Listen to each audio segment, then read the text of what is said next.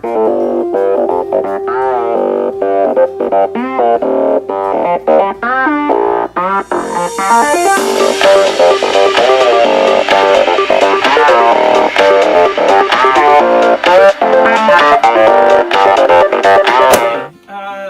to the latest episode of Shedlife.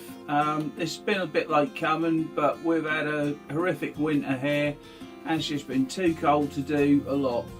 However, that's not to say that we've been idle, and moving on from where I left the last episode, I have been busy finding some more speed with the bike, and I think I've come up with a solution that works on all ends of the scale, and this is what we're going to show you now.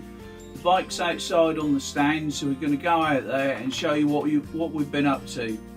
I would just like to say this will be the first part of 3 that we upload in rather quick succession, because we've done several things, but I think each thing we've done needs addressing on an individual basis. So what we've done, at first I thought that was going to be easy, just to change out the front chain rings.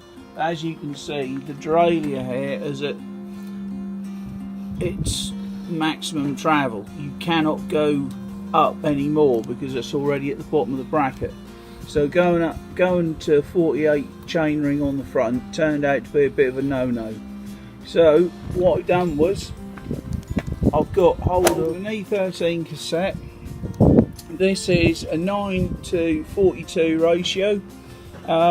This is the original derailleur that came with the bike. This is, you probably wouldn't have heard of this, but this is a Kusa rim from China, hub from China rather, with a SRAM XD driver on it, which you need for the E13 cassette.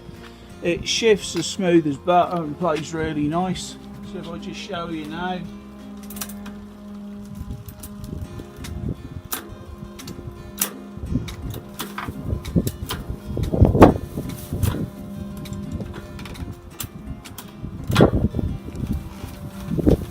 That is as good as it gets.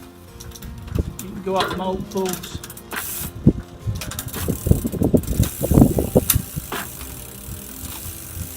It's a bit difficult because I keep it in the bike stand, but as you can see, that works flawlessly. It's really, really nice. So if we go back into the shed now, I'll just give a reason behind it. So as you can see, the wheel thing really works, and the reason behind it is, now with a 42 top ring on, this thing will literally climb up the side of a wall, either in the 44 up front, and my god, stick it in the 32 and there's nothing I can't climb on it. As far as having the 10 and the 9 cassette rings on the bottom end is, if I'm transitioning between places and using the highway, I can get as good, if not a higher speed than I could already for way less watts. The bike will rev mid 60s to low 70s, and you can easily pull between 25 and 30 mile an hour on it. And you don't feel so tired out. The other good thing is as well, the Yamaha motor is designed at its optimum around 80 RPM.